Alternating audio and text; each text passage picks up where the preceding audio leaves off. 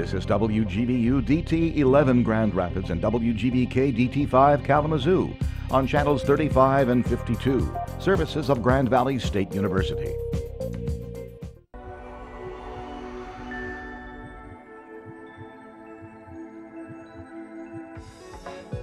The questions, numbers will be on your screen. 7 This is a great time here to get things planted up. You know, the average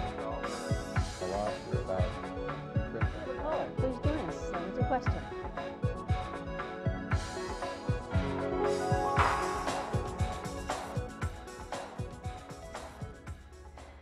Hi, I'm Shelley Irwin, and thanks for joining us for Ask the. Tonight we're talking with authors, so here you go. Call in if you're quite a character. How's that? Most of you are. The numbers will be at the bottom of the screen. Joining us tonight are local authors. Good that you are here, Brian Plachta, you and your good work. Sue Merrill, appreciate you, a recognizable name when it comes to you having your history with the Grand Rapids Press, and of course how you are spending your days now. Hi to you, Sue. And Kenneth Craigle, glad you are here. I think you're a first-time author. Congratulations. Thanks for joining us, of course, you. All right, let's do a little 101 on your book. Talk to me about your Pillars, Brian. Sure. Yeah, Shelley. Pillars of Steel is a book that I wrote kind of coming out of my own journey of running into the man code, basically. And so it's an attempt to, on men's spirituality, to say that we're in the middle of redefining what masculinity is. And so it offers a fresh perspective on what masculinity is, how do we get to where we're at, and how do we break the man code. And it replaces it with something I like to call manarchy, which is the new redefinition of men that we're evolving into. So it gives some practical tools, but also a history of men's spirituality and men's masculinity. Is this your first book? It is, yes. Good. Yep, first one that's been published, correct. Nice, good. Yeah. Sue, share your work, please. Okay, well, since I retired from the press 3 years ago, I published a memoir, which is about my career with the press and with other newspapers and some of the famous folks I talked with. And in some ways, this is a memoir as well, although this is fiction. Great News Town is a mystery thriller, but it was inspired by a summer when I was working in Joliet, and that summer 14 people were killed by one person. And so it's really about what happens to a small town, what happens to a small newspaper when it happens. Great. So that's what it's about. 2 books out. Ken, share your story, please. Well, I wrote and illustrated a children's book. It's called King Arthur's Very Great Grandson. And it's about a little boy he's the great grandson of King Arthur. And on the morning of his 6th birthday, he goes out looking for adventure. And he encounters a dragon, but the dragon turns out to be friendly. So then he finds a cyclops, but the cyclops turns out to be friendly. And then he encounters a griffin, and the griffin turns out to be friendly. So he goes down to the sea, where he encounters the Leviathan, and that's where the whole book sort of climaxes. Great. And then my first question to all of you, how do you come up with your storyline? Let's start with you, Ken. And of course, you've got a double duty. I mean, that's your penmanship there with your illustration. That's right, and that's how the story originated. Was I was trying to develop more illustrations for my portfolio, and I drew a picture, just a sketch of a boy and a dragon, and the dragon was sort of friendly looking, and then the boy was looking sort of frustrated, like he wanted a fight. So that was the genesis of the story right there. And then I drew a few more pictures, and then from there I started to see the general outline of the book. Sue, is it your plan to eventually write somewhat of a memoir? The memoir was not part of the plan. I always wanted to write mystery thrillers because I read them all the time. And, so that was always on the back burner that I was going to do that someday. But the memoir just happened because one Thanksgiving, my father was ill and he had a caretaker, and the caretaker was asking questions, and I started telling stories about the people I'd interviewed, and he was just enthralled. You know, my parents have heard all these stories 100 times, you know, but he was just, he just couldn't get over that I talked to Tom Wopat a dozen times, you know, and so I thought, you know, maybe somebody would be interested in a book about this. Yeah. So it's Good. been fun. Brian, did you always think you'd write a book? That's not your first career, I understand. Yep, I'm an attorney by my day job, but I've always had that passion to write. And I think for me, the inspiration and what really brought Pillars of Steel to life was James B. Nelson is probably one of my favorite authors. He's a men's spirituality author. And he says that writers don't write because they know something, but they write because they are searching for answers and they're willing to struggle on the page to try and find the answer. And so Pillars of Steel was really my struggling with two questions. One, how come we have to live by this man code, number one? And number two, how has the women's movement, in a very good way, impacted men, but also caused us as men to realize that we are in the midst of a redefinition, because when women change, men are bound to change too. And so it was a historical aspect of wrestling out loud and say that men are really in an interesting, you know, time frame, basically. And then for me, it was to, okay, given that reality, what are some solutions that we might offer? So for me, it was kind of that personal struggle of, because I've got 4 children, and Oh, it's you like, almost forgot one. yeah, exactly. Yeah. 3 boys and a daughter. I can't forget my daughter. Exactly, yeah. And the aspect of, you know, if we are in this redefinition of masculinity right now, because women have found their proper role in society, but now men are kind of struggling, what kind of a world are we offering to the next generation if we as men and women don't go through this cultural redefinition and be aware that we are there right now? So, What would you brand yours of? And I'm just going to be real layman termed here. Would this be a self-help book? Would I find it under that? At Schuler's, it's in the spirituality. Okay. It's really a men's spirituality book for both men and women, basically. I think it gives women, my wife, as she reads it, says, oh my God, I didn't realize that's the world you live in, which is so different than mine. So I think it's a good insight for women, but it also, particularly for men, so it would be in the spirituality section of Schuler's, for example. So both of your books, did you have friends and acquaintances read as you continued to write? What was your process here? Yes, I did. Actually, the memoir, not so much. It came together kind of quickly, just based on clips. But Great News Town was worked together over years, and lots of reporters read it.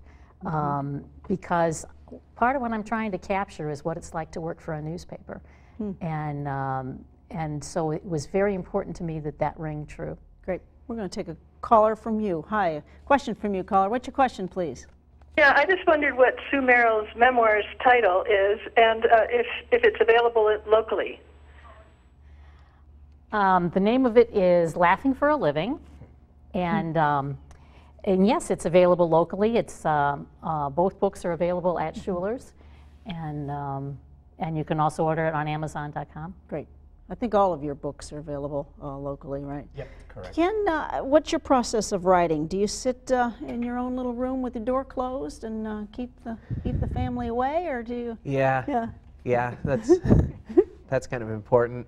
My son's 1.5, so he can be kind of distracting. Yeah. But yeah, I sort of, when I'm developing a story, I sort of flip-flop between the illustrations and the text. And that's something that's really great about writing and illustrating is you don't have to rely on just when I can't find the right word, or when I feel like I'm getting too lengthy with my descriptions.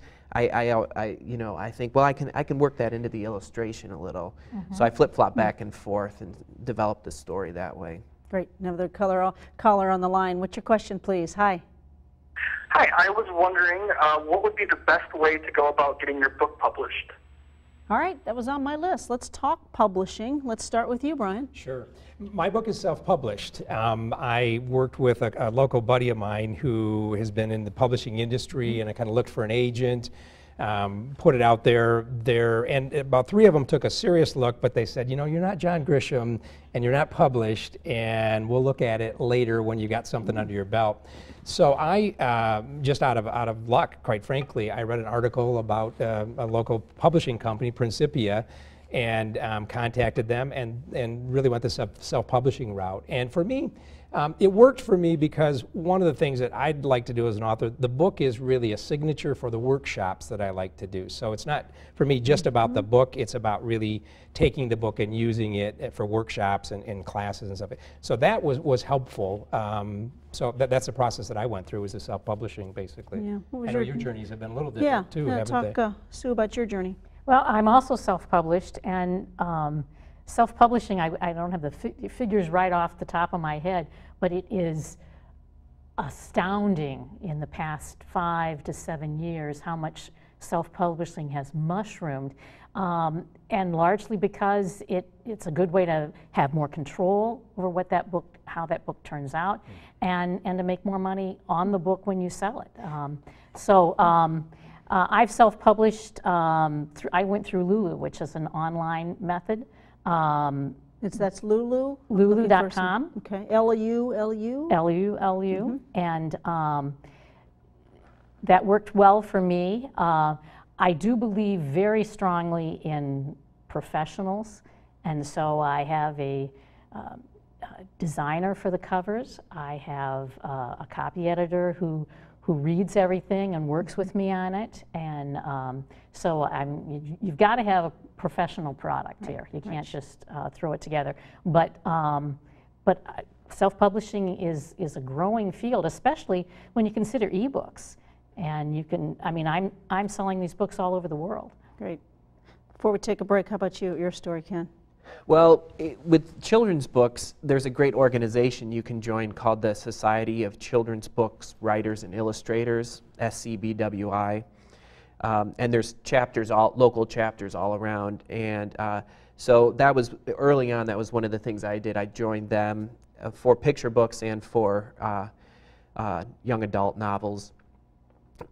This organization helps to sort of educate potential people who want to get published and connect the people who want to be published with editors and agents and art directors. It's a really useful organization, and that got me up to speed really quickly and put me in contact with people that were helpful. So you were not self-published, correct? No, this is published by Candlewick Press in just outside of Boston. Great. I'm going to take a quick break, show you what's coming up next week. Right now, Ask the Author.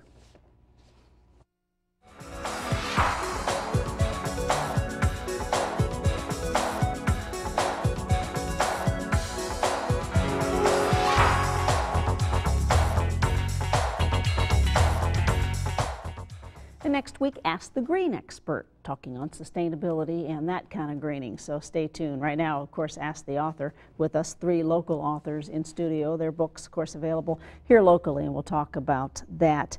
Man, let's talk about the big R word. Brian, were you rejected at all by any? I know you're self-published, but sure. Talk about I guess rejection in the field of publishing, yeah. Yeah, I think my initial, I was looking for an agent that was interested in men's spirituality topics. I'd like to write a series of 3 or 4 books on this. And yeah, it was hard. I submitted it. My buddy who used to work at Zondervan's had suggested these 3 agents. I provided them with manuscripts and actually had one great hour-long conversation with an agent. He was excited and da-da-da, and then he changed jobs and started his own company. And when I called him back, he said, yeah, come back to me in a year or so, I'm in a different. And that hurt. It really was difficult. I think what was helpful to me is I belong to a writers group, Word Weavers, and so it was good to be able to go back to that group that meets once or twice a month and really share that so you're not isolated as an author. But I agree with Sue too. What I did was, I basically I hired a professional editor here in Grand Rapids to take my manuscript and really polish this. And that was kind of my first step too, to make sure I had it professional as I could. And then that's kind of where I decided to do the self-publishing. I think I felt I could beat my head for the next several years trying to find an editor and or a publisher. But I realized, I'm just going to get the book out there. Yeah. And I was real pleased with the process. It was pretty exciting. So I know all 3 of you have had book signings, have some coming up. We'll get that on the map. But Sue, do book signings work? Is that something you need to do? Book signings, sometimes you can be sitting there all by yourself. I find that you need to do a lot of preparation. You need to invite folks. You need to do some mailings. If you get some people, you know, a crew that's going to be there, that helps. And I usually, if possible, do some reading from the book, because the book sells itself when you read from it. It's a lot, you know, it's like different than just sitting over in the corner. I've done a lot of sitting over in the corner, and that's not really a good way to sell books. You bet. Hey, another caller on the line. Hi, caller. What's your question, please? Hello? Yes, welcome. Yes, my question is, it's like when you're writing and you have all these floods of thoughts that's coming in, and how do you let your fingers keep up with all of the thoughts that's coming in so that you can get it down, whether if you're writing in longhand or on a computer? Is it better to use dictation, but, you know, because you just have so many thoughts coming in and you want to get them all down, and how do you do that as a writer? Yeah, Ken, let's start with you. Well, that's a good question, because I find that sometimes you almost feel a little panicked when you suddenly have an epiphany and you want to, you know, really capture what sounds so good. For me, when I have an epiphany, it's usually not that good 5 minutes later. So I've learned I don't need to panic as much. But in the moment, I just try to write it all down as fast as I can and not worry. Are you writing in longhand? I mean, how are you working? I write on a working? computer. Okay. And then, or whatever happens to be around. Sometimes I do on sticky notes or whatever. And I just write it down, and then I just let it sit. And probably 90% of the time, it's not really as great as I thought it would be. But sometimes there's a germ of that makes its way into the story, or a character, a little spark of the character's personality that's useful that I build on. Brian, do you have like a roadmap with your workings? No, what I do is I give myself permission to have the first ugly draft, is what I call it. That when I hit those epiphanies, as you guys are talking about, I just start typing, and I just let it flow, and I don't judge it, I don't critique it, I really don't stop until I've really gotten to that point where, okay, I think I've said what was spilling out inside of me. So I just try to stay with the flow, and I like to think that there's a muse that we're playing with, and that the muse, okay, has popped its head out, and it's trying to get outside of me, and my job is just to kind of keep up with the muse. And then after that first ugly draft is spilled onto the page, then I go back and I have that same experience of, oh my God, this isn't really as good as I like. And sometimes I'm tempted to throw it away. But then if I stick with it, it's like, well, wait a minute, there's some nuggets here. And then I go back, and all of a sudden I feel like I'm clicking again in that editor mode. So I think for me, it's giving myself permission to just have the first ugly draft, basically. Great. So. How about your style, Sue? Well, and that's true. As a journalist all these years, you have to write. You know, you have to write now. You can't wait for the muse to hit you. You have to write right now, and you have to get it done in a half hour or whatever. And so I'm used to doing that, but I'm also used to editing. And so I'm really not a writer, I'm a rewriter. And I write it down, and then I go back and I fix it, and I fix it, and I fix it, and I fix it. You bet. How do you come up with the title of your book? I'll start with you, Sue.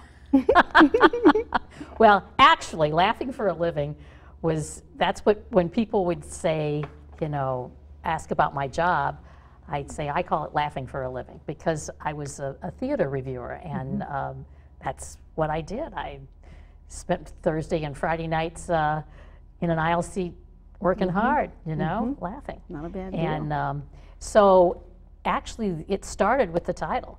It started with that phrase that I would use all the time, that I would tell people, I call it Laughing for a Living, and then I thought, oh, that sounds like a title of something, but what would it be the title of, you know? And so then I kind of shopped around as to what stories would fit with that title. And Great News Town, that's journalism jargon. When you know, when I worked in Joliet, Illinois, everybody said, oh, Joliet's a great news town. I mean, that's the first thing any other journalist would say to me is, where are you to work? I work in Joliet. Oh, Joliet's a great news town, you know. And it's just something that people say all the time in journalism. How about your long title? Yeah, it is long. I sort of regret that now. No, that's not a bad thing. It's a unique thing. Well, I'd already written the story, and the story starts out, it says, Henry Alfred Grummerson is the great-great-great-great-great-grandson of King Arthur. And so it sort of made sense. So King Arthur's very great-grandson, it's sort of a double meaning. And it fits the characters, the heroes, the little hero's personality too. Yeah. So. How about Pillars of Steel? That what, chicken or egg there? Yeah, it was actually started with the image. As I was writing, the image of two men who are arm wrestling, but also not just arm wrestling. There's a strength there, but also embracing their hands. That was an image I just Googled and just set that out there, basically. And then my wife suffered through all the different drafts of the book. And I told her I was kind of struggling with what to call the book, and she looked at the image, and actually my wife came up with it. She said, what about, well, she said Pillars of Strength. And I thought, that's great, you know, Pillars of Strength, because that's what society's kind of robbing from men as we go through this redefinition. But then I came up with the tagline, how real men draw strength from each other, so I couldn't use it double, so I switched it to Pillars of Steel, how real men draw strength from each other. But I use other, you know, my wife has been the best person to help kind of bounce ideas off, and she pulls them out of a hat for me. So. You know, we do want, you know, local purchases to use our local stores, obviously. But what has Amazon done for either you or for this business, Ken?